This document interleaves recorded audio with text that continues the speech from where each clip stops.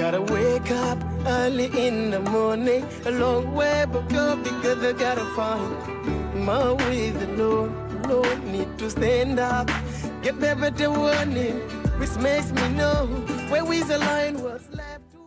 6h30, nous sommes mardi 27 février 2024. Ah, madame, monsieur, bonjour. Contente de vous retrouver ce matin encore pour le deuxième numéro de votre matinale King Keliba sur la RTS. Et au sommaire de ce numéro, justement, nous aurons la chronique e-administration qui, comme vous le savez, est animée tous les mardis par Hassan Sine. Il y aura également pour les amoureux de littérature, Hazi, qui sera ici avec nous pour nous parler de lecture justement, mais aussi et surtout de nouvelles parutions, d'expressions. Comme vous le savez, les habitués le savent, ce sera tout à l'heure. Nous aurons aussi un invité qui va nous accompagner jusqu'à 8h, une interview avec Sarah Louia Senghor particulièrement. Et nous sommes ensemble jusqu'à 8h en direct sur la RTS et sur les réseaux sociaux. Comme j'aime à le rappeler, il s'agit de Facebook, Twitter, Instagram et YouTube.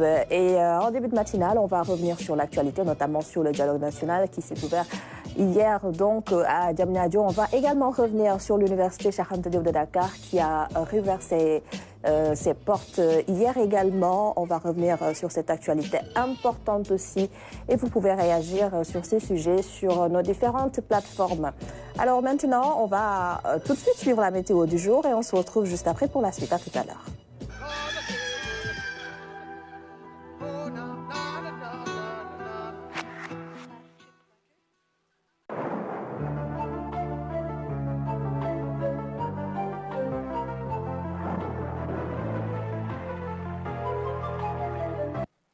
Mesdames et messieurs, bonjour et bienvenue.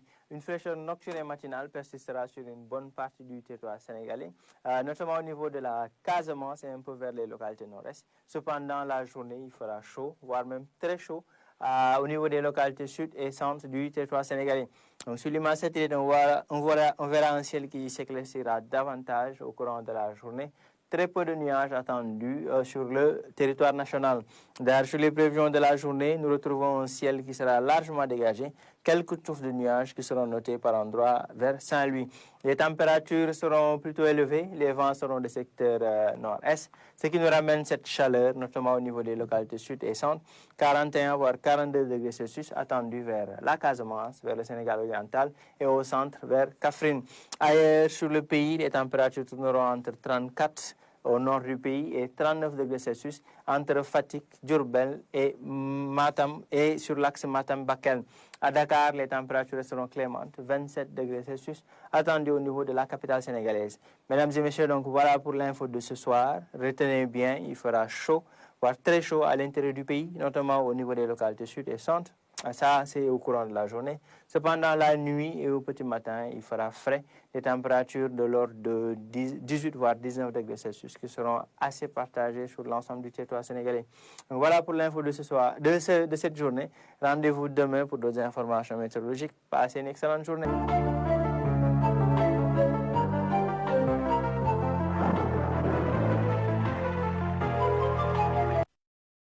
Merci à nos partenaires de l'ANACIM et nous vous souhaitons un bon début de journée et un bon réveil surtout si vous venez de nous rejoindre. C'est l'heure maintenant d'aller rejoindre à notre tour le coach Tandrania est en salle de gymnastique pour les exercices de ce mardi. La suite, ce sera après sur le plateau avec l'équipe au complet.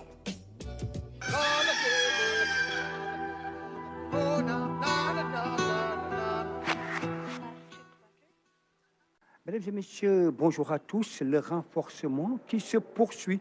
Alors, nous étions là hier avec le coach Bou. C'était le renforcement musculo-articulaire. Et ce matin, mesdames et messieurs, le coach Bou, eh bien, dans sa proposition, ce sera toujours un renforcement, mais un renforcement cette fois-ci avec le bossu. Alors, le bossu, c'est vrai que c'est une sorte de demi-ballon. Et comme vous allez voir, mesdames et messieurs, tout à l'heure, avec le coach Bou, évidemment, un renforcement tout de même assez spécial, mais tout de même, c'est du renforcement musculaire. Alors, tout de suite, le coach Bou, la parole, c'est à vous. Bonjour mesdames et messieurs, nous sommes encore là, deuxième capsule de la semaine. On est là pour présenter le travail avec le bossu ball. Comme vous savez bien, le bossu qui est un engin qu'on trouve dans les salles de sport et qui est pratiqué et qui peut être utilisé plutôt dans la pratique de pouvoir faire un travail d'instabilité. Donc vous savez bien, quand on parle du bossu ball, on fait toujours allusion à ce qu'on appelle l'instabilité, de pouvoir travailler sans stabilité. Pourquoi? Parce que vous savez, c'est de la proprioception, c'est intégré dans nous et on doit toujours le travailler. Aujourd'hui, on a amené des exercices qui vont faire travailler par rapport à cet engin-là et qui vont solliciter le maximum de groupes musculaires. Donc, avec cet engin, sachez que vous pouvez travailler tout votre corps avec des exercices juste différents, avec des postures qui sont adaptées par rapport à cet engin-là. Vous pouvez toujours faire de la musculation. Aujourd'hui, on va juste très rapidement vous présenter nos exercices. On se donne rendez-vous tout de suite dans les démonstrations musculaires. C'était notre présentation d'aujourd'hui. Vous avez vu le bossu. Les exercices ne sont pas trop compliqués à faire, mais il suffit juste d'avoir la justesse et d'être précis sur l'exécution. Et là, vous aurez tous les bienfaits par rapport à ce qu'on appelle le full body avec le bossu ball. On se donne le rendez-vous à demain, Inch'Allah. Merci à tout le monde. Voilà, merci Coach Bou, encore une fois, magnifiquement bien fait, évidemment. C'est vrai que le professionnalisme, évidemment, quand il est là, eh bien, on ne peut que s'en féliciter. En tout cas, merci beaucoup. Merci également à vous, chers téléspectateurs, qui suivez votre télévision nationale. Alors, le feedback a été vraiment très positif, surtout avec nos capsules gym. Merci encore une fois, où que vous soyez dans le monde, j'ai l'habitude de dire que la vie vous fasse énormément plaisir et surtout à regarder votre télévision nationale, la télévision majeure, comme on a l'habitude de dire. Alors cela dit, mesdames et messieurs, à demain, Inch'Allah, et ici. Et on vous retrouve demain, coach Tandakhania, pour une autre capsule gymnastique dans King Keliba. L'équipe de ce mardi, c'est Sarah, c'est Hassan Sine à ma droite, c'est Khadi, Madame Littérature, et c'est notre invité du jour. Je commence par la droite. Je t'ai déjà dit bonjour. Bonjour Adama. Bonjour Hassan. Comment ça va? Ça va et toi? Très bien, en forme. Dis à Sarah. Toi, tu n'es pas en orange. Ah, shade of orange. Ça commence déjà, il lance les hostilités. Tu as été le premier aujourd'hui. J'aimerais inviter nos téléspectateurs Oui. à regarder le magazine en off, c'est-à-dire tout ce qu'on fait avant le démarrage de l'émission. Ça vous permettrait d'avoir une idée précise de ceux qui font semblant d'être calmes à l'antenne Sérieux. et qu'en Ça dénonce, réalité, là. c'est les plus grands taquins. Oui, voilà, Ouais, exactement. ouais. Ça dénonce. Il faut que les téléspectateurs voient ça. Le mec Et elle a qui raison, vend en le plus, vos magazine. couleurs sont magnifiques. Bah oui. Merci, Oui. c'est gentil. C'est une belle bien harmonie mixé, hein. sur le plateau, C'est bien je mixé. pense, Oui, entre oui. Khadi, notre invité. Bien toi, trouvé. moi. Voilà, c'est ça exactement. De belles couleurs finalement. N'est-ce pas? Alors Hassan, on parle de quoi dans ta chronique et administration tout à l'heure? Alors, je vais vous ramener aujourd'hui, encore une fois, à New York, mais rassurez-vous, c'est presque la dernière fois. Donc, Presque. nous allons revenir un peu sur les opportunités d'investissement qui ont été présentées sur place. C'était Oui. une promesse que je compte donc tenir aujourd'hui. Absolument. Bonjour Hadi. Bonjour Anouchka. Ça va, tu vas bien? Ça va très bien. On parle de quoi aujourd'hui dans ta Alors chronique? aujourd'hui, nous allons parler d'un ouvrage qui s'intitule Sur les traces de Mamadou Dia, les enjeux de la Fondation Mamadou Dia pour l'économie humaine. Et nous avons une expression du jour, avoir une face de carême. Et le mot du jour, c'est flavescent. Ce sera dans la deuxième partie également. Bonjour à notre invité du jour que Sarah va tout de suite nous présenter. Absolument. Et pour ce deuxième numéro de la semaine, nous recevons sur ce plateau Mohamed Anassel Bachir-Wan, ingénieur en génie civil, directeur des constructions du ministère de la Justice. Et avec lui, on revient pour faire tout simplement le point sur le programme de modernisation des palais de justice. On en profitera évidemment pour parler également d'effondrement d'immeubles à Dakar, les causes, les solutions. Évidemment, il est expert en la matière. Et puis, on fera également avec lui l'état des lieux tout simplement de la modernisation de manière générale des infrastructures judiciaires. Voilà donc les sujets qui seront abordés dans un petit moment dans la rubrique invité avec Mohamed Anas El Bachir-Wan. Bonjour. Et bienvenue sur le plateau de King. Merci, vous êtes gentil.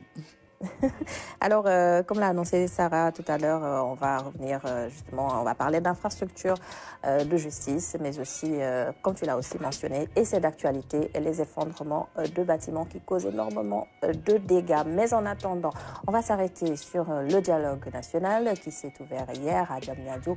On a vu que beaucoup de partis politiques, des membres de la société civile, des associations religieuses, que ce soit musulmanes ou chrétiennes, ont participé à ce dialogue et les discussions ont bien entendu tourné autour du processus électoral. S'il faut reprendre ou continuer tout simplement. Et ce qu'on a retenu particulièrement, c'est les avis ne sont pas encore, comment on dit, ne concordent pas encore, mais le chef d'État Macky Sall a réaffirmé sa volonté de partir le 2 avril, Sarah. Oui, tout à fait. Et je crois que tu as parfaitement résumé la situation. Et moi, c'est ce qui m'inquiète. Hier, en suivant les différents propos de ceux qui ont participé justement à ce dialogue, les partis politiques qui y étaient, les organisations de la société civile également, des associations qui étaient sur place, on se rend compte véritablement que les positions divergent tellement qu'on se demande comment on va arriver à un consensus. Dans tous les cas, le 25 février est derrière nous. Il faut absolument une autre date pour aller vers cette présidentielle. Je crois que c'est ce que tout le monde attend, une date pour que nous puissions choisir le nouveau président, celui-là ou celle-là qui va prédestiner aux destinées de ce pays. Et les attentes sont véritablement légitimes, encore une fois, parce qu'on parle de la présidentielle et vous comprenez évidemment pourquoi il y a probablement autant de spéculations autour de cette date et de cette présidentielle également. C'est compliqué, c'est complexe. Hier, les discussions se sont terminées très tard. Elles vont reprendre aujourd'hui.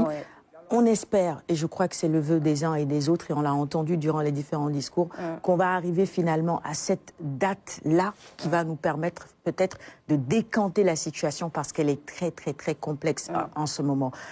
Il y a des partis politiques et notamment ceux-là qui ont été retenus par le Conseil constitutionnel pour participer à cette présidentielle, qui n'étaient pas de ce dialogue national-là.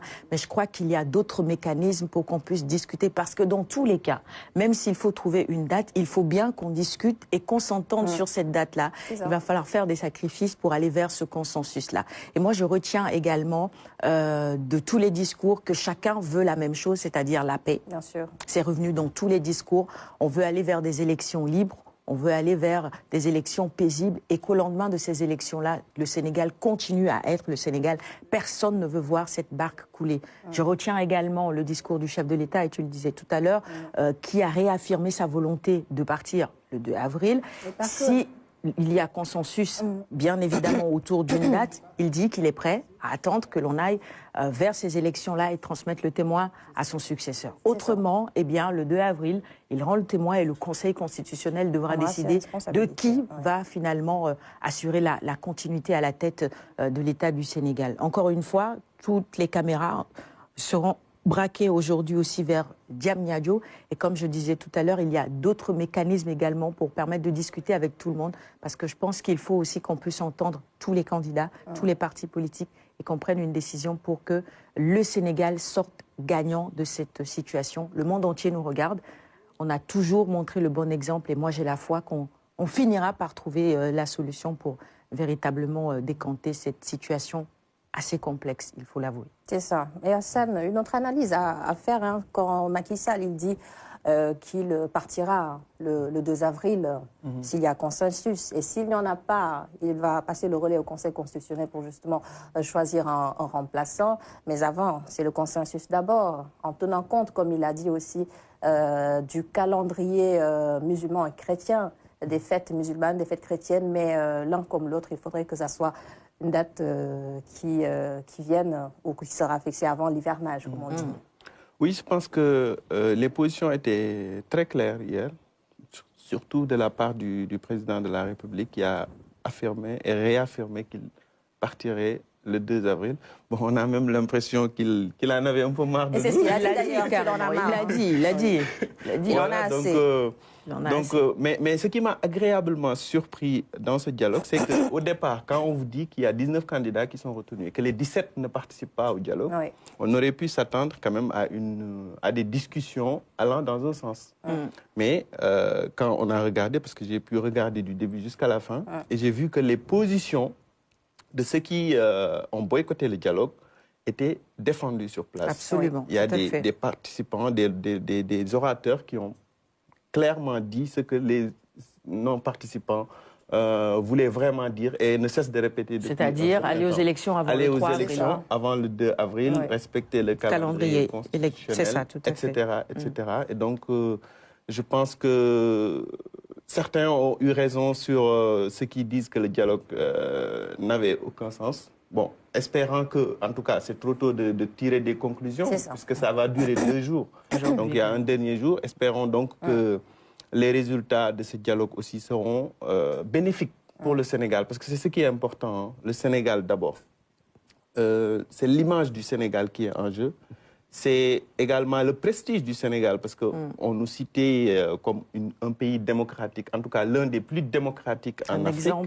Vu, et ça, on le dit parce qu'on a eu à avoir des élections où le parti au pouvoir a perdu, où celui qui a perdu a appelé son successeur pour le féliciter, où on a eu quand même à tenir des élections présidentielles à date depuis presque l'indépendance. Et donc, c'est des éléments immatériels, mais qui ont quand même réussi à façonner le prestige de notre pays.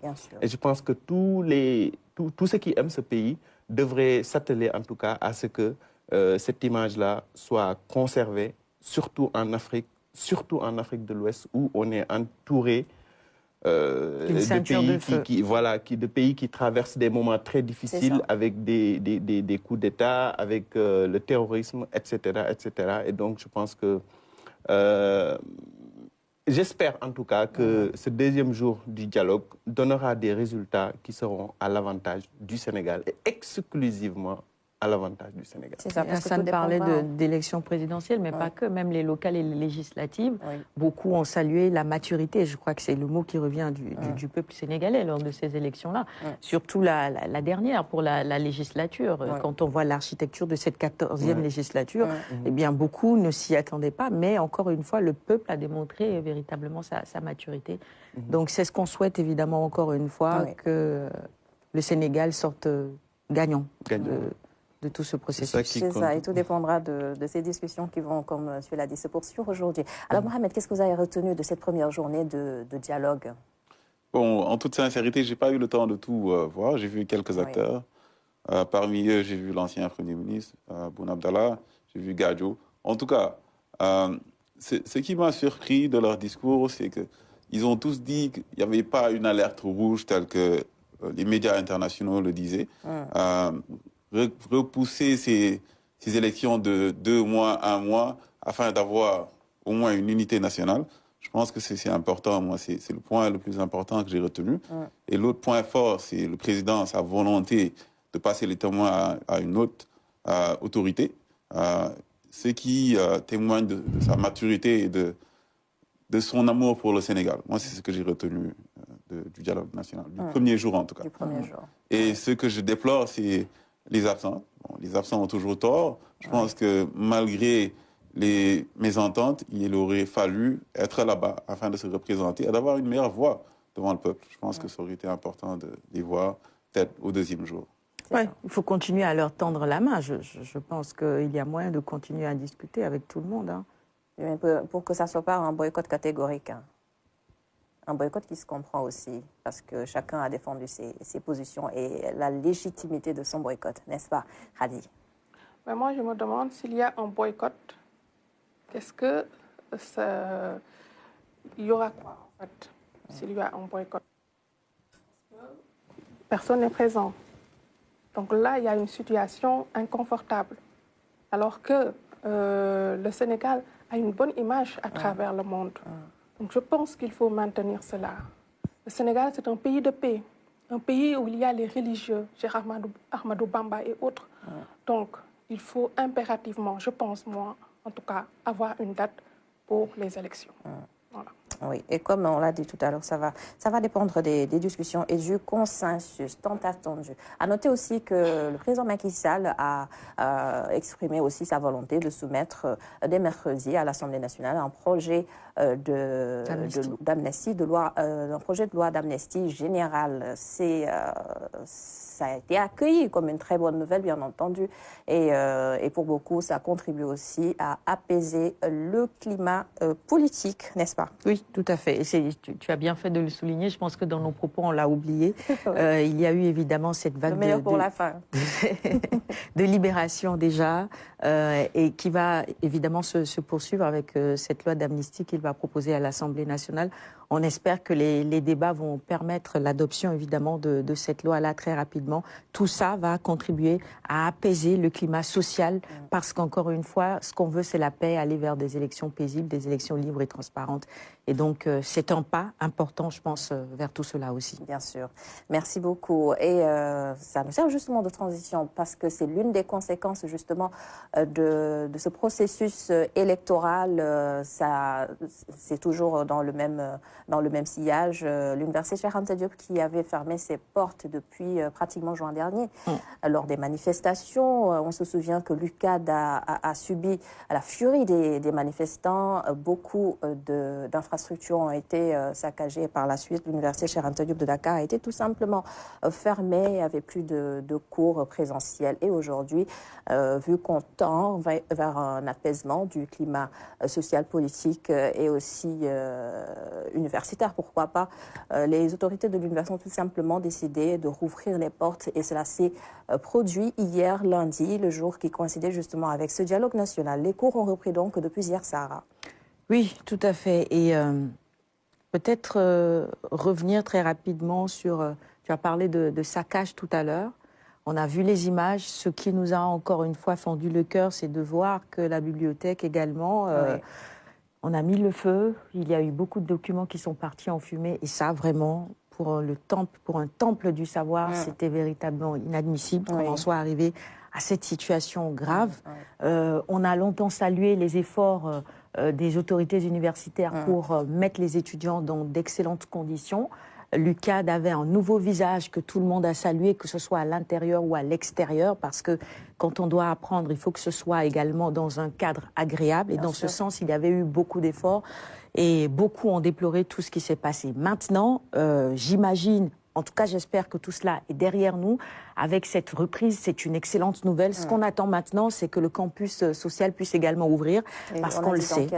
Dans les jours qui viennent. On l'espère. Il y a beaucoup d'étudiants qui ne sont pas de Dakar, qui n'ont pas de famille à Dakar. Et donc, même si on ouvre l'université, comment vont-ils, après les cours et apprentissages en présentiel, continuer à vivre ici à Dakar? C'est compliqué. Donc, la solution, c'est la réouverture très rapide, je pense, du campus social également, pour que véritablement les choses puissent démarrer à vitesse grand V. L'enseignement en ligne, c'est bien, mais ça a ses limites également parce qu'il faut Internet, il faut même le matériel, je veux dire, un ordinateur pour pouvoir suivre et tout ça. Maintenant, on espère encore une fois, et c'est ce que je souhaite, que cette reprise ne sera pas interrompue et que l'année va pouvoir se poursuivre, qu'on va pouvoir se rattraper bien évidemment, parce que dans certaines facultés, il est clair qu'il y a eu du retard à rattraper. Exactement. Campus social pour la suite, bien évidemment. C'est ça. Hadi, ça t'interpelle, bien entendu. Bien évidemment. Alors, je pense qu'ils sont restés quand même beaucoup trop longtemps. Oui. Et puis, ça ne joue pas en faveur des étudiants. C'est ça. Voilà, donc c'est vraiment une année, je dirais, entre guillemets, saccagée pour les étudiants. Et vraiment, c'est déplorable. Je pense qu'il faut essayer, il ne faut plus refaire cela. C'est ça. Voilà, parce que c'est le temple du savoir quand même. On parle de l'université Cheikh Anta Diop. Et je ne peux que m'en réjouir de cette réouverture de cette université. Voilà. C'est ça. Et les autorités universitaires ont aussi affirmé et souligné avec insistance que cette réouverture sera bien entendu accompagnée de mesures sécuritaires, parce qu'il le faut. Il ne faudrait absolument pas que ce genre d'événements se produisent au sein de l'université Hassan, n'est-ce pas? C'était très important de faire souffler ce vent de dégel, parce que je pense qu'il y a des signes qui montrent, en tout cas qui donnent l'impression qu'on était dans un pays vraiment dans une situation conflictuelle tendue, alors que ce n'est pas forcément le cas. Oui. Et je pense que l'université, c'est un symbole. 6 mois sans cours pour la plus grande université du Sénégal, c'est énorme. Et je pense que c'est une mesure quand même qui a été très radicale. bon, je n'ai pas toutes les informations des autorités, mais en tout cas, je salue donc cette réouverture qui va permettre à nos jeunes frères, aux professeurs et à toute l'économie qui tournait autour de l'université de pouvoir refonctionner. Parce que c'est ce qui est normal. Et on est toujours, jusqu'à preuve du contraire, en tout cas dans un pays normal. Donc, je pense que c'est une mesure à saluer, tout comme les libérations des détenus et également aussi l'autorisation des manifestations. Donc, tous ces signes-là, c'est bon pour en tout cas refaire cette image du Sénégal qui était sur le point de craquer. C'est ça. On a besoin d'un nouveau souffle. Et aussi, je dirais qu'il faut créer une reformulation de l'université. Parce qu'il y a des anciens étudiants, je pense, selon moi, qui sèment le désordre total. Ça date. Hein. Voilà. Oui. Et donc, il faudrait assainir tout cela. Oui. Voilà. Il est important de faire cela, je pense. C'est à prendre en compte. Je veux dire, ça aussi, les autorités universitaires en ont beaucoup parlé, des mesures pour savoir qui est étudiant, c'est ce que je veux dire. Qui ne l'est pas vraiment. Je crois que ça aussi, il faut le déterminer, parce que quand il y a eu toutes ces manifestations, les gens se sont dit non, c'était pas des étudiants qui ont cassé, parce que les étudiants ne feraient jamais ça. Donc, c'était des Donc, qui est étudiant et qui ne l'est pas? Il faut le déterminer véritablement. Et puis, la question sécuritaire également, au niveau du campus universitaire, cher Anta Diop, c'est important. Parfois, bon, nous tous, on a eu à emprunter ce chemin-là comme raccourci, parce que parfois, vous voyez, avec les embouteillages et tout, on traverse l'université carrément. On n'est pas étudiant, mais bon, il y a un petit chemin qui permet évidemment aux véhicules de prendre des raccourcis. Le couloir de la mort. Il faut encadrer tout ça, je pense. Et bon, comme on parle de mesures sécuritaires, on va voir ce que ça va donner. Ça va dans le sens de protéger les étudiants également, mais aussi les infrastructures universitaires. C'est ça. Avec les nouvelles infrastructures, parce qu'il y a beaucoup de travaux aussi au sein de l'université, je pense que ça va aussi régler le problème. Et à un moment, on a aussi agité l'idée d'exclure la politique, justement, au sein de l'université, parce qu'on sait qu'il y a beaucoup de militants aussi. Mais est-ce qu'on peut? Ça, je ne pense pas que on a agité l'idée. C'est pas possible. Oui, ce sera compliqué, mais après... Le président Macky Sall...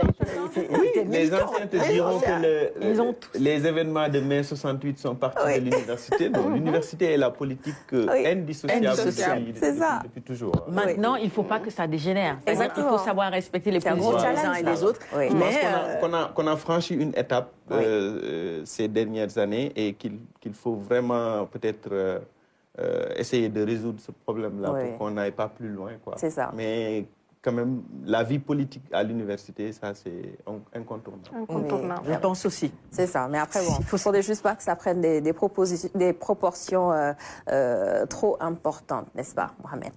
Oui, c'est important. Moi, c'est l'ingénieur en génie civil qui parle. Qui dit génie civil parle de presque toutes les infrastructures nécessaires. On parle de l'eau, de l'assainissement, on parle des infrastructures, bâtiments que l'on voit, les routes. En fait, moi, je réitère juste à mes amis, les jeunes, les Sénégalais, l'amour de nos infrastructures, c'est important. Parce que je me dis que je pense la majeure partie de notre budget va vers l'éducation et les infrastructures. Et c'est une manière de se développer. Et c'est important. Quand vous voyez qu'il y a des casses, etc., tout le monde en pâtit. Alors, l'amour de nos infrastructures, c'est important. On peut manifester, mais on peut manifester pacifiquement. Au Sénégal, je pense qu'on est des êtres pacifiques. Alors, il faut le maintenir et arrêter de faire trop le guerrier. Gardez cette bonne image. Il y a eu beaucoup de frustrations peut-être accumulées. Bon, c'est pas comme ça que cela doit s'exprimer. On était d'accord. Hier, on parlait d'impôts justement sur le plateau. Mais oui, avec le coût de la vie. Ce sont des impôts finalement qui payent toutes ces réparations. Il faut s'en rendre compte aussi. Donc, quand on réfléchit dans ce sens-là, peut-être que ça peut changer les choses. C'est ça. Et j'imagine que ça vous fait mal quand vous voyez des infrastructures qui sont saccagées comme ça. Oui, bien sûr. Oui. Bon, des chiffres confidentiels au ministère de la Justice, je ne vais pas les dire. Mais quand il y a eu les émeutes, on a dû reprendre presque tous les palais de justice. Où il y a eu de la caillasse, il y a eu en tout cas beaucoup de dégâts. Et imaginez-vous, par exemple, le palais de justice de Saint-Louis, qui est en pleine construction, tout le vitrage a été repris. On parle de centaines et de centaines de millions qui ont été réinvestis juste pour finir un chantier qui n'est toujours pas fini.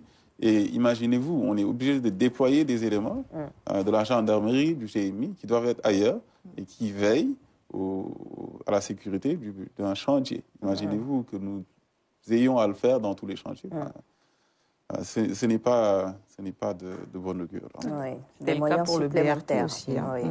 Merci beaucoup, messieurs, dames, pour ces échanges très intéressants sur ces différents sujets. Le dialogue national et aussi sur la réouverture de l'Université Charles-Antoine de Dakar. Il est 7h03 et on va maintenant passer à la chronique e-administration avec Hassan qui nous amène tout de suite à New York.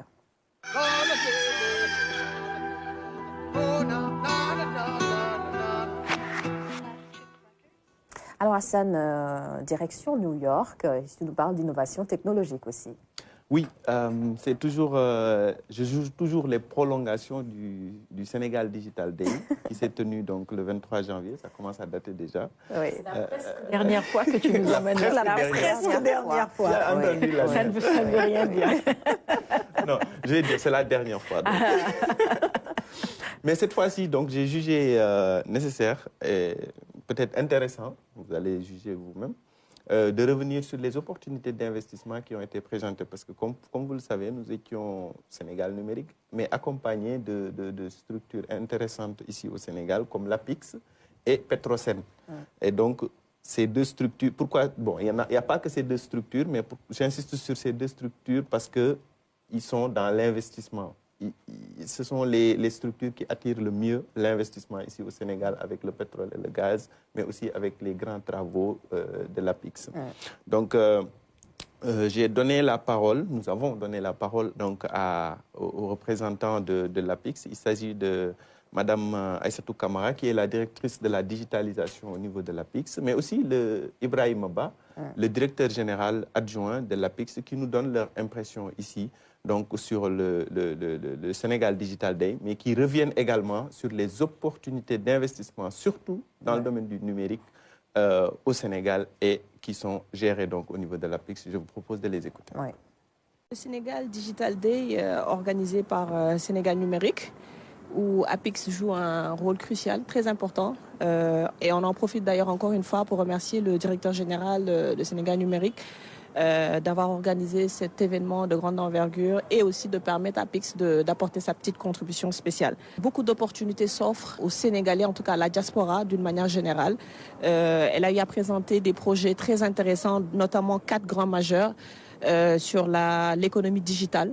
Donc c'est très important. On a mis à disposition des documents électroniques avec des brochures qui pourront accompagner, qu'on pourra laisser ici sur place, donc pour permettre aux Sénégalais de la diaspora de voir toutes les opportunités que voilà le Sénégal, qui est vraiment une terre d'investissement, d'opportunités, et ils auront l'occasion de feuilleter ces brochures et d'en avoir beaucoup plus d'informations. Sénégal Digital Day est une excellente opportunité pour la diaspora et les investisseurs américains. Le prétexte ne pouvait pas être aussi important que d'organiser un événement de ce genre pour une première édition où on a constaté une réussite totale avec la participation de toute la diaspora et presque une bonne partie des investisseurs étrangers. La particularité qu'on a constatée dans cette organisation, au niveau de l'APIX, on a senti un engouement total sur les zones économiques spéciales. Les zones économiques spéciales qui est une des mamelles de APIX, qui a été vulgarisée par le docteur Abdoulaye Bal, le directeur général de l'APIX. C'est une organisation qui a été saluée par tout le monde, où les gens ont demandé une pérennisation et une redondance de ce genre de rencontre. Moi, ce que j'ai dit au directeur général de CNUM, c'est cette opportunité qu'il faut pérenniser et le mettre en place chaque année. Parce qu'on constate que les gens manquaient d'opportunités pour pouvoir chercher les opportunités qui s'y est pour pouvoir créer des investissements et par ricochet participer à la valeur ajoutée de certaines entreprises au niveau du Sénégal. Alors Hassan, on l'a vu, entendu dans cet élément, beaucoup d'opportunités aussi qui s'offrent au Sénégal, à nos entrepreneurs, à nos start-up aussi, pour des solutions innovantes. C'est exactement cela. Hein? Et l'APIX a bien fait de venir là-bas avec, dans ses bagages, 4 grands projets que Mme Aïssatou Kamara vient de détailler. Et donc, ces projets bon, l'APIX a plus de projets que cela, mais ces projets sont exclusivement destinés au numérique, au développement du numérique au Sénégal. Et donc, ils étaient à la quête de partenaires donc, pour aider à développer ces différents projets-là. C'était donc une manière de montrer aux investisseurs qui étaient très nombreux sur place qu'au Sénégal, vous avez le choix en tout cas d'investir sur plusieurs domaines différents. Et c'est ce qui a été fait à travers ce Sénégal Digital Day, au-delà même de la recherche de profils qui aimeraient peut-être venir au Sénégal pour travailler, d'étudiants, d'ingénieurs qui étaient également sur place et qui venaient pour voir s'il y a suffisamment d'éléments pour les convaincre pour revenir, en tout cas, au Sénégal, travailler ici, dans le domaine du numérique ou dans un autre domaine. Oui, je pense aussi qu'il y a suffisamment d'éléments, ça rassure, dans le domaine justement du numérique, parce que c'est à l'ère du temps, certes, et le Sénégal a beaucoup de talent à revendre aussi. Effectivement. Beaucoup de créativité. Il y en a même, on en a parlé la dernière fois, qui ont un pied là-bas, un pied ici, en créant des startups et en les confiant à des partenaires, et donc essayer de sonder un peu le terrain, de voir qu'est-ce que ça va donner. Je vous ai parlé la dernière fois de Yetik, qui est une start-up donc, qui évolue dans le domaine de l'agriculture, mais qui essaie un peu de digitaliser la façon donc, de gérer tout ce qui est en rapport avec l'agriculture. Et donc, c'est en tout cas cette recherche d'opportunités qui a motivé l'organisation de cette activité au niveau de New York. Et comme l'a dit le directeur général adjoint de l'APIX tout à l'heure, c'est une idée à pérenniser chaque année pour permettre en tout cas de se mettre à la page de ce qu'il y a de nouveau, des nouveautés en termes de digitalisation, en termes d'opportunités également dans notre pays. C'est ça, il faut se mettre à niveau. Oui, l'écosystème de l'économie numérique et des startups au Sénégal, bien, cet écosystème est très, très dynamique. Il y a énormément de startups, comme tu disais tout à l'heure, qui sont dans le numérique. On a beaucoup d'ingénieurs également qui maîtrisent la chose numérique. Et il y a de plus en plus, évidemment, de jeunes qui s'intéressent également à cela. C'est une bonne chose. Au-delà de ça, il y a aussi des initiatives qui sont prises par l'État qui permettent justement d'encourager cela. Les jeunes filles, il y a de plus en plus de programmes qui encourage les filles à aller vers les TIC. Au-delà de ça, au niveau de Sénégal numérique également, il y a votre, comment vous l'appelez, Lab, c'est ça? Innovlab. Innovlab, au niveau de Sénégal numérique, ça aussi c'est très bien. Il y a le Grand Prix du chef de l'État pour l'innovation et les technologies. Donc tout ça, véritablement, ce sont des initiatives qui vont dans le sens d'encourager justement les jeunes à se tourner davantage vers cela. Et pour comprendre que quand on parle de numérique et de digital, ce n'est pas seulement tout ce qui est réseaux sociaux, parce que certains pensent que quand on dit numérique, il faut forcément penser à Facebook, Twitter, Instagram, TikTok, s'il vous plaît. Ce n'est pas seulement ça. Dans le numérique, il y a d'autres opportunités qui permettent justement d'améliorer la vie de nos concitoyens. Il y a même des initiatives dans le domaine de la santé. On a reçu quelques jeunes sur ce plateau qui en parlaient et qui permettent aux gens, en étant chez eux, de pouvoir être consultés, d'envoyer acheter des médicaments et tout ça. J'ai oublié le nom du projet, peut-être que ça va me revenir. Il y a même un jeune qui avait proposé une application qui permettrait, quand il y a eu tous ces accidents de la route, de pouvoir détecter la somnolence chez les chauffeurs. Et ça, c'est très important. Dès que vous commencez à vous endormir, parfois on ne se rend pas compte, l'application vous réveille, ou en tout cas, il y a un signal qui vous dit que vous êtes fatigué, vous devez vous reposer. Et donc, je crois que c'est dans ce sens-là que cela doit aller. L'innovation, c'est ça. Dans le numérique, c'est nous permettre justement d'améliorer nos conditions de vie. C'est pas juste être sur les réseaux sociaux, c'est bien aussi, mais c'est mieux quand justement ces applications-là nous permettent d'améliorer notre quotidien. Et donc saluer tout simplement le génie sénégalais dans ce domaine-là également. Tu as parlé de Petrosen aussi? Oui, il y a le directeur général de Petrosen qui était là-bas aussi, qui a fait une présentation magistrale, en tout cas, des opportunités liées au pétrole et au gaz ici au Sénégal. Il s'appelle Manar Sall. Peut-être que... on a eu l'occasion de le recevoir sur dans d'autres chroniques. Petrosen Trading, parce que Petrosen, il y a deux entités. Oui, Trading, c'est ça. C'est exactement cela. Peut-être qu'on aura l'occasion de revenir là-dessus, mais en tout cas, il a exposé comment le pétrole et le gaz, alliés au numérique, en tout cas, peut booster l'investissement, peut booster en tout cas l'emploi et permettre en tout cas aux jeunes de s'activer dans plusieurs domaines, non pas seulement en rejoignant des entreprises qui sont dans le secteur, mais en créant leur propre entreprise, en créant des opportunités autour donc de l'exploitation du pétrole et du gaz. Dommage que l'élément ne soit pas en place. On va y revenir une autre fois. Exactement. Et Mohamed, est-ce que l'apport du numérique justement sur votre travail, est-ce qu'on peut dire que c'est conséquent? Oui, c'est conséquent en tant qu'ingénieur. C'est tout à fait normal que nous adoptions l'innovation, parce que l'innovation et l'invention, la différence, c'est que l'innovation, c'est un changement de comportement en même temps.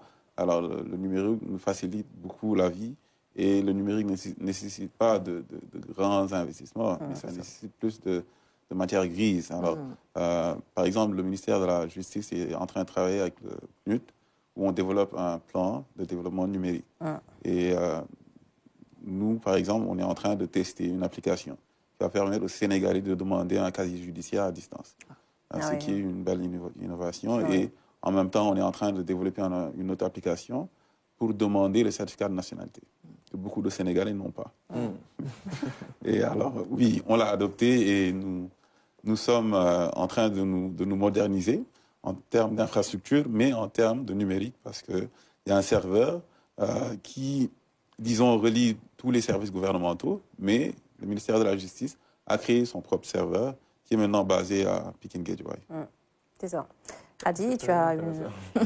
Oui, tu dis Non, quand il parlait de serveurs, c'est ça, ça t'intéresse tout de suite. De serveurs, de certificats de nationalité et tout cela. Donc ça me fait penser aussi en plus de notre laboratoire d'innovation, des espaces Sénégal Service, de manière générale, dont l'objectif à la longue est de permettre, à travers une plateforme, en tout cas, de pouvoir disposer de tous ces documents administratifs dont on a tout le temps besoin, de pouvoir les avoir, en tout cas, à distance, à travers juste une plateforme. Et je pense qu'actuellement, il y a des travaux intenses qui sont en train d'être faits pour permettre, en tout cas, d'arriver à cette digitalisation totale, qui permettra l'accès, en tout cas, l'accès aux documents administratifs de manière très rapide, sans besoin de se déplacer, sans besoin d'aller dans un endroit. Il faut qu'on arrive à ça, pour gagner du temps surtout. Voilà, de gagner beaucoup de temps en plus. Oui.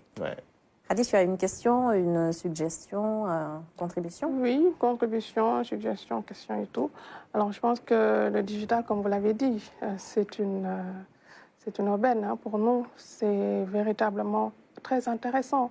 Parce que moi, actuellement, là, je suis en train de développer donc, une application qui gère les congés, ici donc à la RTS, les congés, qui donc, envoie des SMS aux agents pour leur dire qu'ils calculent exactement le jour des congés, le prochain congé et autres, et envoie des SMS aux agents pour leur signifier qu'ils devraient aller en congé. Donc, tu en es où avec cette application? C'est très intéressant, ma chère Khady. Tu as notre attention. Oui. C'est l'exemple typique. Oui. Et c'est pour bientôt. C'est pour bientôt. Et également, il y a une autre application. Là aussi, j'y suis. C'est une application de gestion des ordres de mission. Vous savez très bien qu'ici, les ordres de mission, c'est un peu difficile pour y accéder au tout. Donc, c'est une chaîne qu'il faut suivre. Et là, on aura bientôt cette application-là. Donc, pour dire tout, juste pour dire simplement que le numérique est véritablement intéressant, est véritablement quelque chose d'important pour notre société et qu'il faut se saisir également ces genres d'opportunités-là. Il faut faire des échanges, s'ouvrir au monde et tout pour pouvoir comprendre et pour pouvoir donc augmenter ses connaissances sur le numérique. C'est ça. Voilà. Et aussi, j'avais une question. Est-ce que donc le Sénégal Digital Day sera aussi organisé ici au Sénégal? Ah, bon. Je vais dire qu'on a presque régulièrement des Sénégal Digital Day ici, parce que les activités que nous menons et qui nous permettent en tout cas de mettre en avant tout ce qu'il y a possibilité de faire dans le domaine du numérique, il y en a plein. Et récemment, je vais citer par exemple l'exemple du Sénégal Connect qui s'est déroulé en mai 2023 et qui est censé donc être organisé chaque année, qui permet en tout cas aux startups de venir exposer leur solution. C'est le président de la République qui l'avait présidé l'année dernière et ça a permis aussi de décerner le prix de l'innovation technologique. Le prix de l'innovation technologique qui a été remporté donc par une start-up qui travaillait déjà avec Sénégal Numérique SA sur des solutions. Donc, des Sénégal Digital Day. Au Sénégal, il y en a plein. Ouais. La seule différence, c'est que là-bas, on va directement vers les investisseurs et également les membres de la diaspora qui sont là-bas et qui pensent peut-être qu'on est encore... il y en a très peu, mais qui pensent encore qu'on est à l'âge de la pierre taillée ici. Alors qu'on est très avancé sur ces questions-là. Leur montrer les opportunités pour leur dire, vous pouvez revenir. Il y a des choses à faire ici au Sénégal. Tout à fait. Alors, merci quand je parle de digital, d'organiser Digital Day ici, c'est de ramener les start-up qui sont dans le monde, la Chine, le Japon et autres, de venir ici au Sénégal. Je pense que ça aussi, c'est une piste à suivre. Ça aussi, c'est très important. Dans le secteur privé, en tout cas, il y en a qui le font. Par exemple, tout à fait. Comment ça s'appelle? Il y a des salons, j'ai oublié le nom, mais il y a des salons qui permettent... Dédiés à l'innovation. Dédiés à l'innovation et aux technologies, qui se tiennent très régulièrement et où, parfois, des structures étrangères sont invitées. Merci beaucoup, Hassan. Merci, Adama. C'est la dernière fois qu'on en parle. La presse qui la dernière fois. Est-ce qu'il est revenu de New York avec des cadeaux pour tout le monde? Parce que quand on rentre, on emmène des cerisiers. Je pense qu'il a amené des chocolats. Ah, moi, j'ai pas eu mon chocolat. Tu étais en congé. J'étais à Abidjan. C'est pas fini. Attends, vous avez tout mangé? Oui, on a tout mangé. Dommage. Il m'a montré une petite crème ce matin en me disant, je l'ai achetée à New York, tu pourrais m'en offrir, non? Il a amené des chocolats. Il n'y a plus de coulisses dans cette émission. C'est ça. On dit tout à l'antenne. Merci beaucoup. 7h19, on enchaîne. On va passer maintenant à la première partie avec notre invité du jour. Et c'est juste après ceci avec la régie.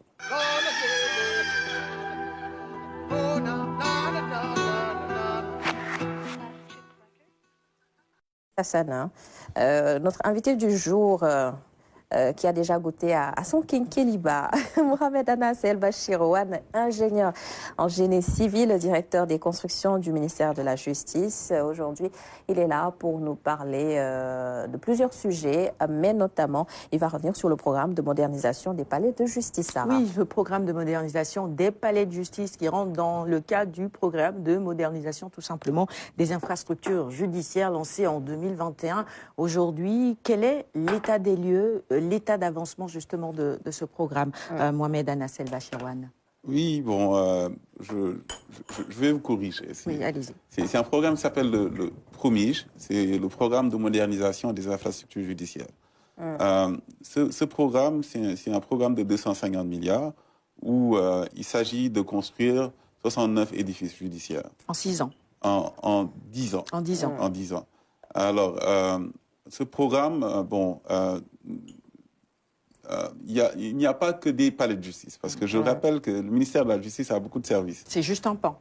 Oui, c'est juste un pan. Alors, les gens pensent plus au pénal quand on pense à la justice, alors que la justice a beaucoup d'autres services, entre autres certificats de nationalité, entre autres l'adoption, entre autres les enfants, disons, les enfants en proie à la justice, il y a une direction de la protection judiciaire et sociale qui se charge de recueillir les enfants où on a des complexes où il y a des centres de premier accueil, des centres d'accueil où ils vont rester longtemps, des centres de formation et des écoles. Il y a les centres de détention également. Il y a des centres de privation de liberté. Alors, le ministère de la Justice, en ce moment, on parle de 150 infrastructures.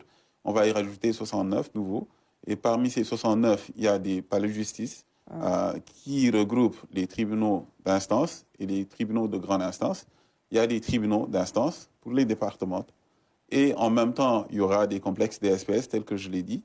Il y aura d'ailleurs un hôpital qui est en train d'être construit, parce que c'est le même opérateur qui fait les hôpitaux au Sénégal. C'est ça. En même temps, il y aura des centres de privation de liberté. Et il y aura de nouvelles infrastructures de bureaux, telles que la chancellerie, le Conseil constitutionnel, la Cour suprême, etc. Donc, on parle de rénovation et de construction également, c'est ça? Deux programmes distincts. On a plusieurs programmes d'infrastructure au ministère de la Justice, dont le PROMIJ, qui fait de la construction. Mais il y a un autre programme d'abord cartographie judiciaire, où il s'agit de partir dans chaque infrastructure, revoir tout ce qu'il y a à faire un programme de réhabilitation et après faire un programme d'entretien. Et il y a un autre programme qui s'appelle le Justicom. C'est un programme avec l'AFD, où le Justicom signifie justice civile et commerciale, où le focus a été mis sur la partie commerciale. Le tribunal de commerce doit être construit.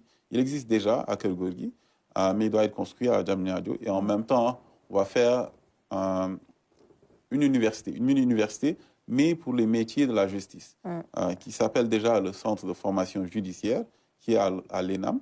Mais on va avoir une école des métiers du droit, alors qui va regrouper les magistrats, les greffiers, les éducateurs spécialisés pour les enfants, etc., etc. Les huissiers, les avocats. C'est-à-dire que ces infrastructures sont dans des états de délabrement, au point qu'il faut un programme avec autant de fonds. On va revenir sur le montant tout à l'heure pour pouvoir rénover tout cela. Oui, j'insiste, ce n'est pas de la rénovation, c'est de la construction. Rénovation, c'est un bâtiment existant qu'on réhabilite, etc. Tandis que de la construction, c'est une nouvelle infrastructure. Oui, le ministère de la Justice a été le parent pauvre. Il faut savoir que, par exemple, Rebus, ce n'était pas destiné à accueillir autant de et ce n'était même pas, à l'origine, une vraie prison. Il faut savoir que nous avons beaucoup hérité de l'époque coloniale, et depuis lors, il n'y a pas eu vraiment des investissements conséquents, mis à part le tribunal de Cap-Manuel et celui de Dakar. On n'en voit pas des tribunaux qui sont capables d'accueillir une vraie audience, une vraie conférence, etc., etc. Alors, il était temps que la justice soit, en tout cas, bien équipée, afin le but principal, c'est de rapprocher la justice du justiciable et de bien rendre la justice et de bien donner le service de la justice. Il y a des pesanteurs sociales, on les évoque parfois quand on parle de construction de prisons également, mais finalement, avec ce projet, combien de centres de privation de liberté, on va le dire ainsi, vont être construits et rajoutés à l'offre actuelle? À l'offre actuelle, je n'ai pas le chiffre exact.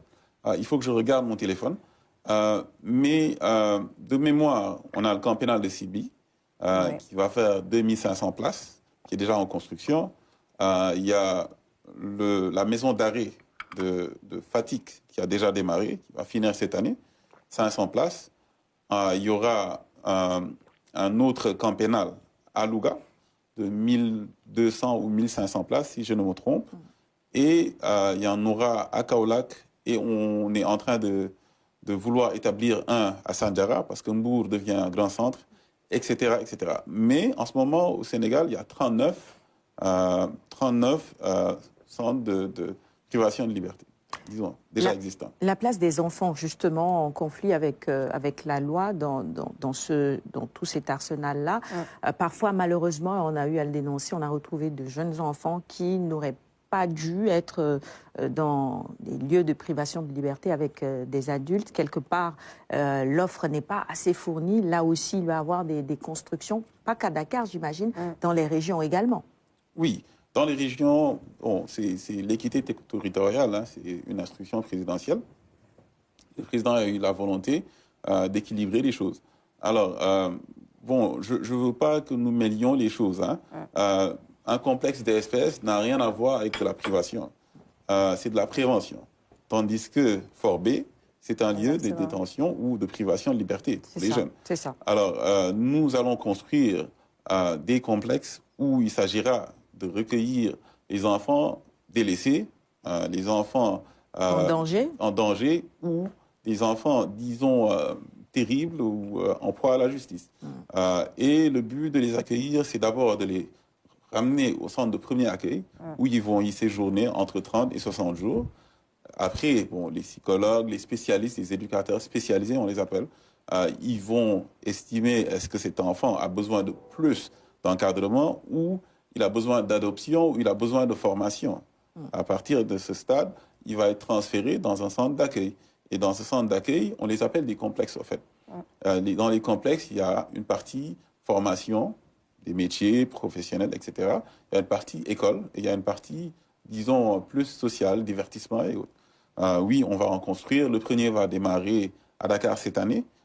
Il va être dans un quartier où on va le nommer ce quartier la cité judiciaire parce qu'il y aura une école de formation de l'administration pénitentiaire.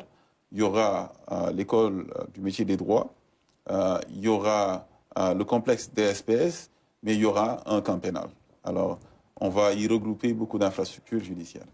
Une dernière question avant de laisser bien sûr le plateau réagir également. Le ministère de la Justice est en partenariat avec une structure privée, bien évidemment, dans le cadre de ce programme de modernisation des infrastructures. Quelle sera la place finalement, ou quelle est la place de l'ingénierie sénégalaise dans ce vaste programme?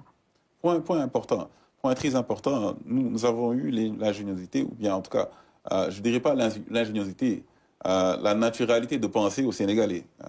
Moi qui ai vécu plus de 20 ans à l'extérieur, j'ai pensé que revenir au Sénégal et y exercer, c'est en tout cas mon destin et c'est mon devoir. Alors, dans le contrat, nous avons négocié pour que 65% du montant revienne au Sénégal. Alors, voyez-vous que Ellipse a été choisi, ou en tout cas a gagné le marché, où il y a eu un partenariat public-privé. Et Ellipse ne fait quasiment pas de construction. Nous, ministère de la Justice, n'avons pas le droit directement de choisir l'entrepreneur, mais nous donnons des agréments. Ellipse nous envoie des demandes d'agrément où on vérifie est-ce que 65% du quota est donné aux Sénégalais. Et d'ailleurs, mis à part 2 entreprises, une chinoise et une autre, je ne me rappelle plus, je pense turque, tout le reste des infrastructures qui ont déjà démarré, je pense qu'il y a une dizaine qui ont démarré, sont en train d'être construits par des Sénégalais. Oui. Et pour les prisons particulièrement, on a longtemps entendu, vu et que l'on dénonce les conditions de détention, des chambres très étroites où sont entassés plusieurs prisonniers. C'est bien de construire de nouvelles prisons, de nouvelles infrastructures, pas que des prisons, comme vous l'avez dit tout à l'heure. C'est bien aussi de rénover les infrastructures qui existent. Et j'imagine que dans ces projets de rénovation, ces programmes de construction aussi, vous avez pris en compte, vous allez prendre en compte cet aspect-là, faire en sorte d'améliorer justement les conditions de détention et les conditions de vie humaine. Tout à fait, tout à fait. Dans dans le ministère de la Justice, il y a un département qui s'appelle IGAJ, qui fait les inspections. Alors, de manière régulière, ils font le tour de toutes les infrastructures où il y a de la détention. Ils regardent les conditions de vie. Vous voyez que dans le budget du ministère de la Justice, chaque année, il y a une amélioration du budget par détenu dédié à leur alimentation. Nous faisons des efforts, mais je vous dis que le Sénégal, dans tous les plans, doit faire des efforts en termes d'infrastructure. On a eu en même temps des événements où il y a eu beaucoup de détention. On a eu des événements où il y a eu des attaques au niveau des lieux de détention, par exemple à Mbour. Alors, je vous dis que nous, notre volonté, c'est malgré l'adage qui dit, les gens ne veulent pas construire des maisons d'arrêt, etc. Oui. Mais moi, j'y crois pas. Je suis le constructeur. Dans le cas où je vous rencontre là-bas, sachez que j'ai fait du tort. C'est pas parce que je l'ai construit. Je ne le prie pas. Mais ce que je veux dire, c'est que nous sommes en train de construire et il y a une norme des Nations Unies qui dicte, disons, en termes d'infrastructure, en termes d'occupation par mètre carré, en termes de conditions de détention, qu'est-ce qu'il faut faire pour respecter la dignité humaine. Exactement. Et nous y veillons dans les infrastructures existantes et nous le renforçons dans les nouvelles infrastructures. Dimension très importante. Quelle perspective que vous avez là? Où en êtes-vous Et quel est le coût de ces constructions? Alors, tel que je l'ai dit tout à l'heure, bon, il y a plusieurs projets, mais on parle aujourd'hui du Koumij. Le Koumij, c'est 250 milliards et c'est 69 bâtiments. Je pense que j'avais envoyé quelques images et autres.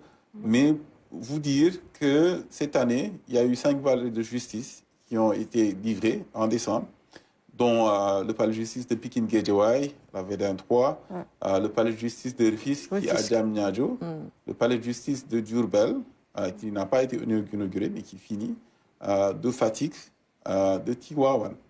Et en même temps, on a inauguré le siège de la direction de la protection judiciaire et sociale, qui se charge des enfants.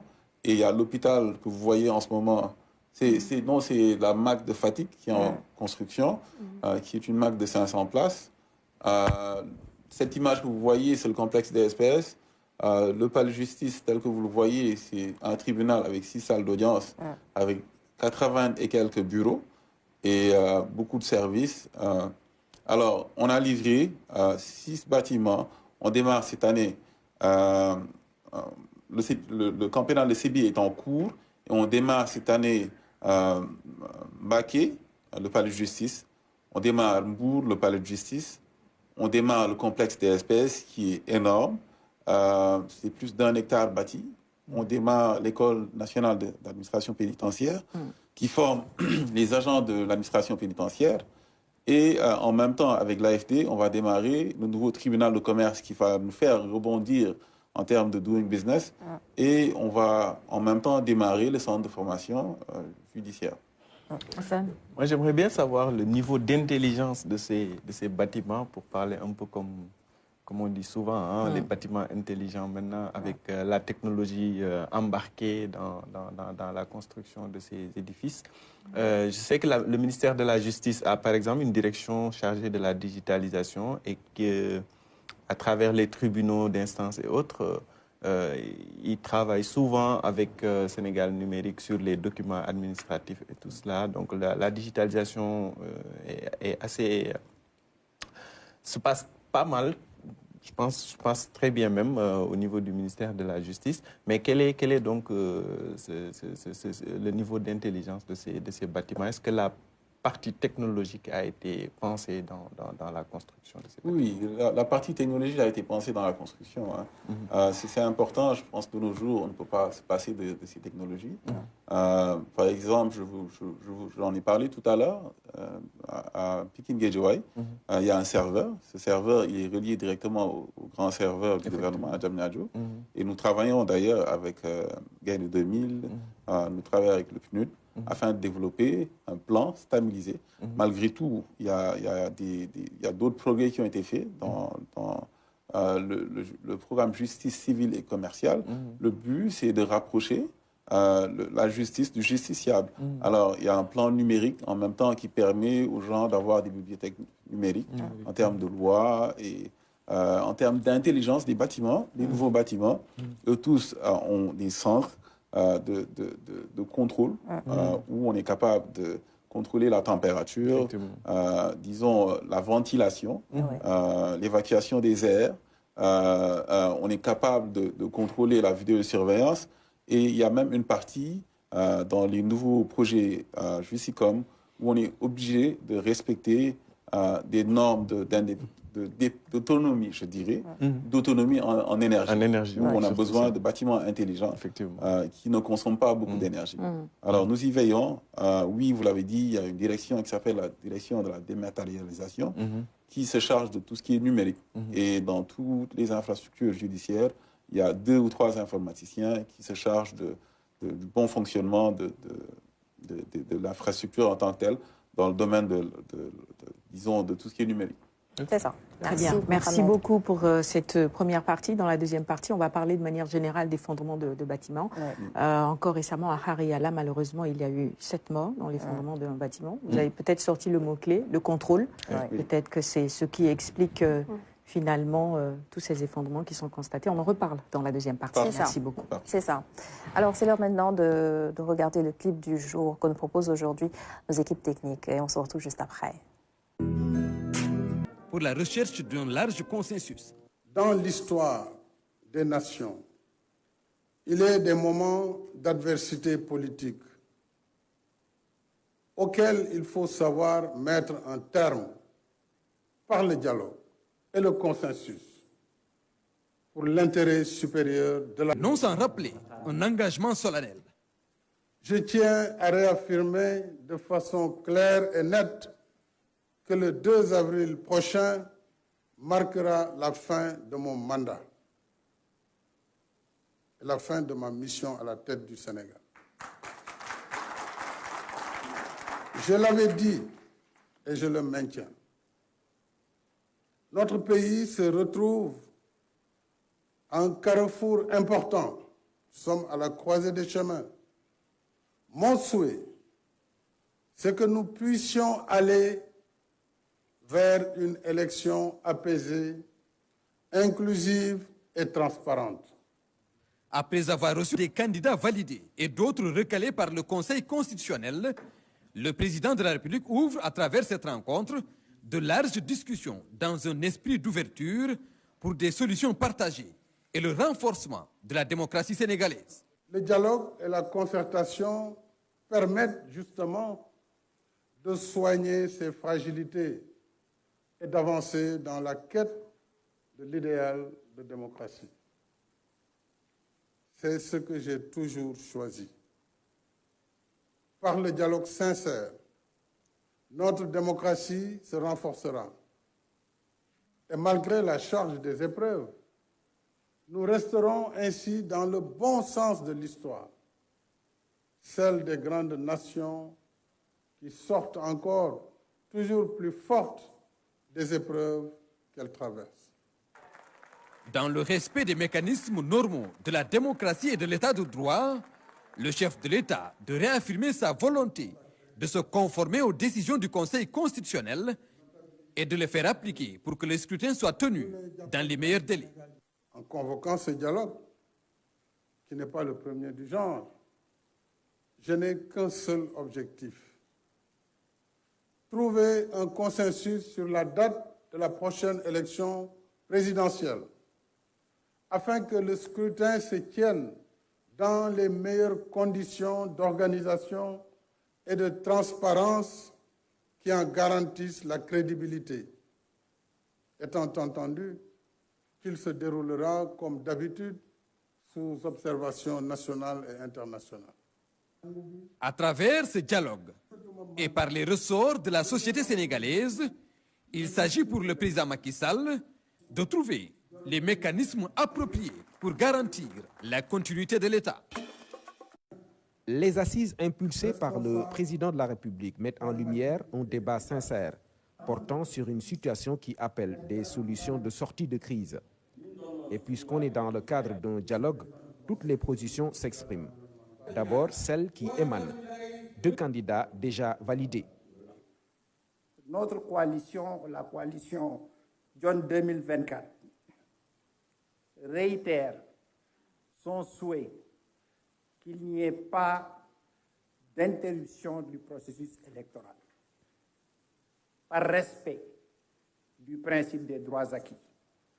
Que faire, Monsieur le Président, des candidats qui sont aujourd'hui validés par le Conseil constitutionnel? Je pense qu'il est important que ceux qui sont validés puissent continuer dans le processus tel qu'en tout cas il est souhaité. C'est peut-être ce manque de précision qui a fait qu'aujourd'hui, vous n'êtes pas avec les autres candidats. Si la chose avait été bien précisée, je pense que le consensus serait déjà obtenu. Cela ne veut pas dire que tout doit être fermé. Bien sûr, dans le respect d'abord des droits acquis. Il y a également, certainement, des ouvertures possibles. Et c'est le dialogue qui devra assister le chef de l'État sur les propositions à bâtir et à soumettre au Conseil constitutionnel. Monsieur le Président, je peux témoigner que vous tenez au respect des institutions de la République, à la bonne marche des institutions. Monsieur le Président de la République, aujourd'hui, nous devons dialoguer. En ce qui me concerne, je suis un partisan acharné du dialogue, un partisan acharné de la paix. De ce point de vue, je salue cette initiative, position que je défends à vos côtés depuis longtemps. Deuxièmement, Monsieur le Président de la République, ma préoccupation, c'est surtout le pays. Nous devons aller vite aux élections, comme vous le dites, dans le respect des institutions, mais dans la paix. La paix n'a pas de prix. Nous devons tous pouvoir échanger entre Sénégalais, discuter, dans le respect des institutions, des lois et règlements, et voir aujourd'hui, tenant compte du contexte, quelle est la formule la plus appropriée pour aller aux élections en paix et à bonne date. Dans le débat agité, il y a ceux qui souhaitent la reprise de tout le processus, se sentant lésés par le système électoral. Nous avons parlé des clés USB au format illisible. 9 candidats éliminés parce qu'on n'a pas été en mesure de lire leurs clés USB. Est-ce que notre démocratie doit être résumée à de la bureautique?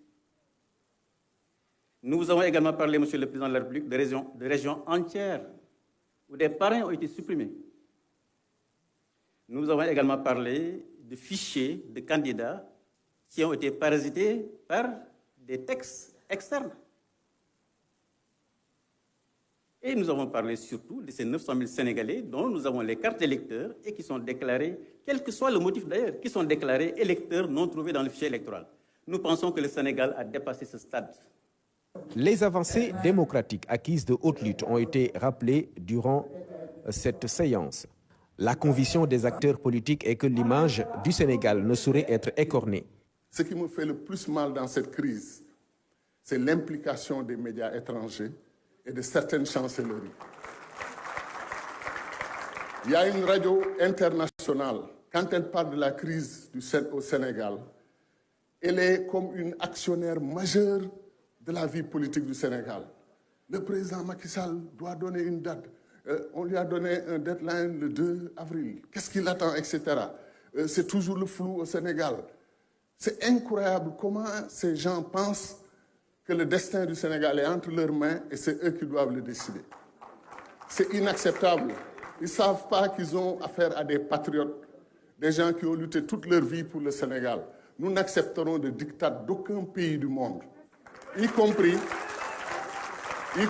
les pays qui prétendent être de grandes démocraties et qui nous ont fait une démonstration de leur capacité à utiliser leurs forces de défense et de sécurité dans leurs institutions pour faire valider le vote d'un président de la République. Ce sont ces mêmes pays qui nous disent que le vote de votre Assemblée nationale est illégitime. Au nom de quoi? Qu'est-ce qui leur donne ce droit? Ces positions exprimées donnent sens à ce dialogue. Tous les avis seront pris en charge en vue de permettre au chef de l'État de fixer la date de l'élection présidentielle dans les meilleurs délais. Le bulletin d'info dans Kenkeliba de ce mardi. Merci à nos équipes techniques. Merci également à ceux qui nous suivent depuis 6h30. La suite de Kenkeliba, c'est la littérature avec Radi. Radi qui nous parle aujourd'hui d'un ouvrage intitulé « Sur les traces de Mamadou Dia, les enjeux de la Fondation Mamadou Dia pour l'économie humaine ». Voilà, alors on dit souvent qu'une bonne idée ne meurt jamais. Alors c'est le cas aujourd'hui de cet ouvrage. Vous trouverez les idées du président Mamadou Dia. C'est un livre de 330 pages paru aux éditions Harmattan Sénégal et donc qui est publié sous la direction du président Moustapha Niasse, Roland Collin et Pape Sène. Et il comprend 12 chapitres. Alors justement, je vous propose de regarder les propos du directeur général de la Fondation Mamadou Dia et revient sur les orientations. Regardons.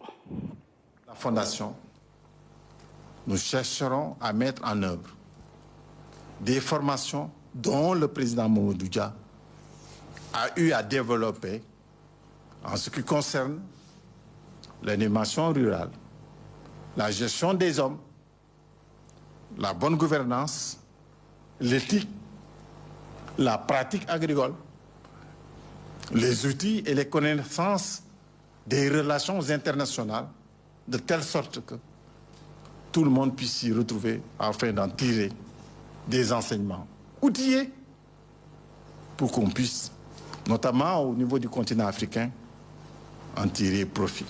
L'autre aspect, au niveau, effectivement, l'autre paradigme, c'est au niveau des politiques et des pratiques de l'énergie et dans le domaine de la bonne gouvernance, que nous allons travailler, que nous allons mettre effectivement sous forme de certificat. Et là, nous saisissons l'Université de Bambey pour qu'à partir du mois de mai, qu'on puisse mettre un certificat dans le domaine de l'énergie, de la bonne gouvernance et surtout des espaces de réflexion et de gestion et de distribution de l'énergie. Nous mettrons aussi en œuvre des pratiques dans le domaine de l'énergie et de l'artisanat. Et là, nous allons nous appuyer sur l'Université fédérale de Toulouse, avec le professeur Rimbaud, avec qui nous avons signé un protocole de convention pour mettre en exerce notre volonté.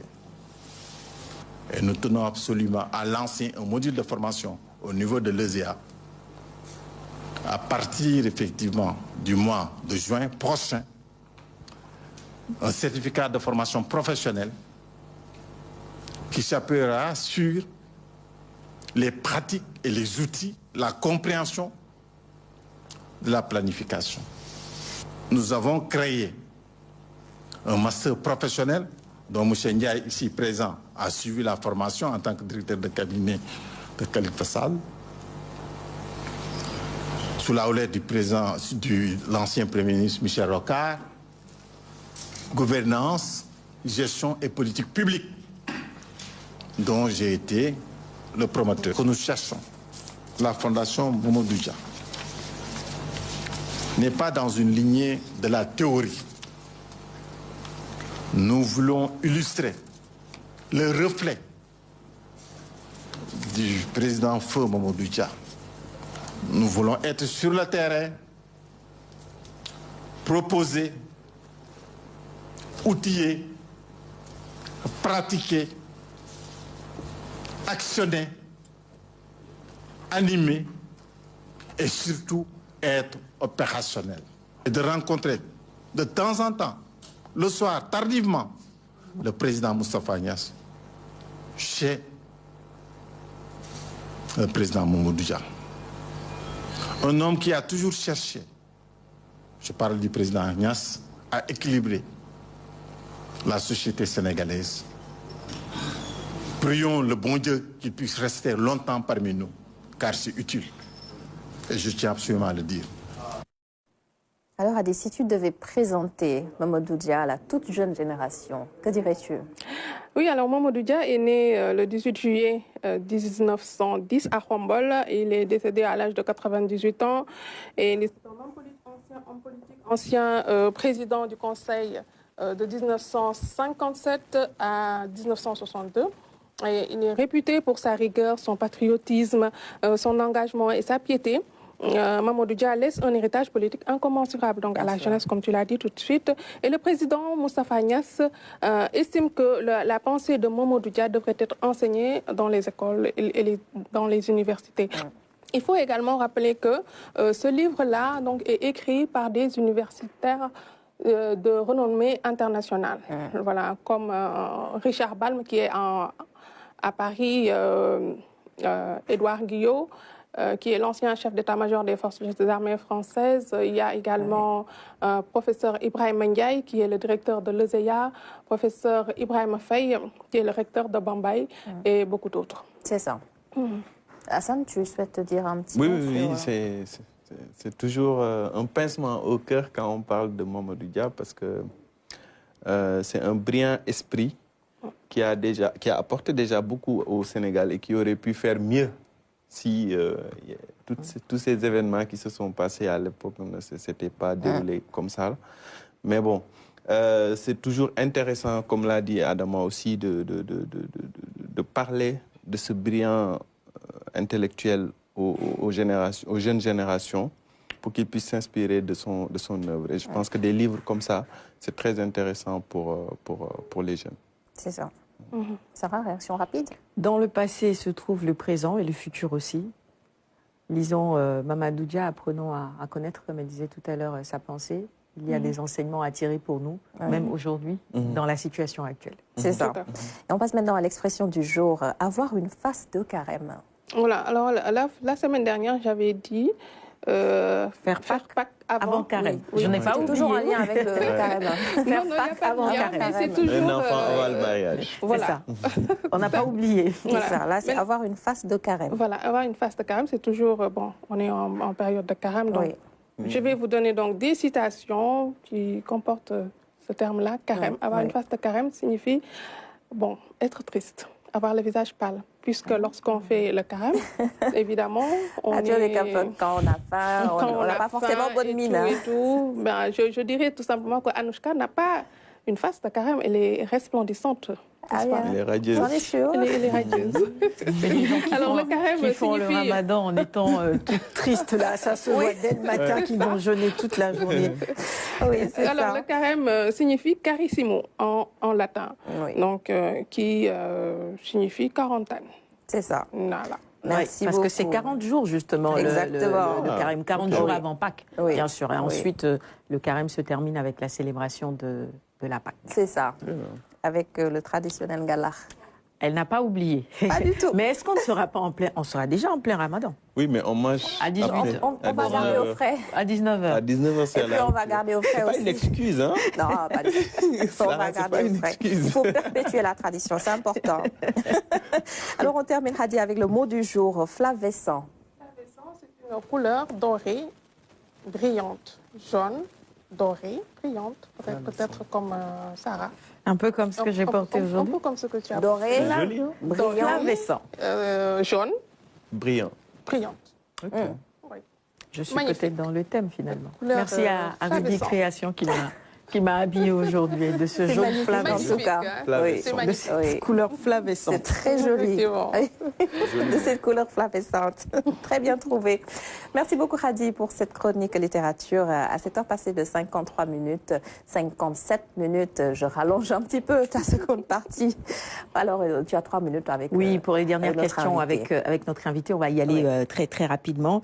Que devient l'ancien palais de justice, finalement, dans tous ces programmes? Dans mes projets, il n'y a pas de projet planifié à l'ancien palais de justice. Disons, on passe à d'autres infrastructures, de nouvelles infrastructures, et le but n'est pas de réhabiliter. On le laisse en l'état, pour le moment. Pour le moment. Il y aura de futurs projets qui vont être annoncés par les officiels. Et le tribunal de Dakar, j'imagine que forcément, il est concerné. Le tribunal de Dakar, il va être réhabilité. Le projet n'a pas démarré, mais nous sommes en train de travailler, de faire des plans, etc., pour remettre à neuf le tribunal de Dakar. Revenons maintenant sur ce problème récurrent d'effondrement de bâtiments. C'est quand même assez paradoxal. On n'a jamais eu autant d'ingénieurs en génie civil bien formés avec la technologie, la modernisation et tout ça. Et malheureusement, on continue à parler d'effondrement d'immeubles et de bâtiments chez nous. Oui. À votre avis, où se situe le problème? Le problème se situe dans la culture, la construction. Je pense qu'il y a plusieurs mesures à prendre. Et en tant que citoyen, on doit comprendre, respecter le métier de tout un chacun. Déjà, il y a une mauvaise habitude que le Sénégalais doit, je pense, sortir de la tête. C'est de dire, j'appelle un maçon pour faire ma maison. Le maçon pose des briques et le maçon fait de l'enduit cimentaire. Mais le maçon n'est pas un constructeur. D'ailleurs, c'est un charpentier qui fait la majeure partie d'une construction parce que c'est lui qui fait l'ossature d'un bâtiment dessiné par un ingénieur et calculé par un ingénieur. Alors, il y a plusieurs étapes à franchir avant d'entamer une construction. Tout un chacun doit savoir plus ou moins combien vous êtes capable de porter à la main, à la tête. Pareil, un sol, avant d'y construire, on doit savoir combien ce sol doit porter. Dans le cas où le sol n'est pas capable de porter le projet que vous voulez faire, par exemple, vous vous entraînez pour pouvoir porter 20 kg de plus. Pareil, le sol, on le prépare pour pouvoir prendre tant de Quelle solution, finalement, à votre avis, à tout cela? Les solutions majeures, je pense que déjà, le rôle de l'architecte doit être respecté. Au Sénégal, beaucoup de gens se font dessiner par un dessinateur qui maîtrise les logiciels. On est nous-mêmes dessinateurs, hein. Et à nos heures perdues. Nous voulons construire nous-mêmes nos maisons. Oui. Après l'architecte, il faut l'ingénieur, parce que, mis à part les plans d'architecture, il y a les plans techniques. Mais tout ça a un coût aussi, il ne faut pas l'oublier. Oui, le barème des architectes, c'est dans l'ordre des architectes du Sénégal, mais c'est négociable. Tout de même, on peut trouver d'autres moyens. Par exemple, un technicien est capable de faire le dessin, et après, on peut aller voir un architecte qui va vérifier les dessins et les viser. Très bien. Dans le cas disons, plan, on est obligé de passer par un ingénieur. Très bien. L'autre mesure à prendre, c'est dans tous les grands pays, il y a un ordre des ingénieurs. Au Sénégal, le projet, il existe. Je n'ai pas les dernières nouvelles, mais à l'époque, le président de la République devait donner un terrain à Diamniadio. Je n'ai pas vérifié est-ce que les constructions ont démarré, mais l'ordre des ingénieurs du Québec, par exemple, je donne l'exemple du Québec parce que j'y ai vécu pendant longtemps, contrôle les ingénieurs. La profession, quand vous êtes nouvel ingénieur, vous êtes encadré par un ingénieur senior. Après, vous faites des formations obligatoires chaque année afin de voir le niveau, est-ce qu'il est respecté. Et vous avez des notes et vous avez un permis pour exercer. Ce n'est pas parce que vous avez le diplôme que vous êtes ingénieur. Mohamed Anassel Bachir, merci beaucoup d'être passé sur ce plateau pour nous parler de modernisation des infrastructures judiciaires. De bonnes nouvelles finalement pour tous, puisque cela va améliorer les conditions des uns et des autres. Exactement. Ceux qui sont dans les liens de détention et même de tous les justiciables finalement.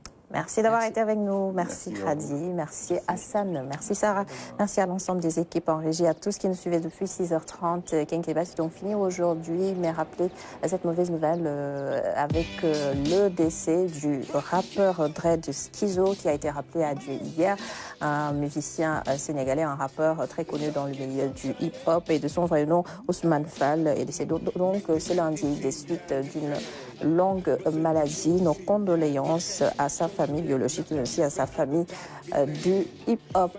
Et justement, pour lui rendre hommage, on va se quitter sur ces notes de musique. Repos à son âme. À demain. seen sama gaj di ëpp wël ci palanteer bi naay sëf di medi tip seen mbaxalu xeer bi life is so sweet su may doxantoog ma impress naaj bi di leer dàkk lépp dootul am stress yoruñu ay milliards mais nit gënuñu feex peace of mind mësuñu koom te désert. The sun keeps on shining from the day to dawn. We can hear the laugh till the early morn. We got the smile on the face that shows how we strong. The sun keeps on shining from the day to dawn. We can hear the laugh till the early morn. I gotta wake up early in the morning, a long way but go because I gotta find my way the Lord.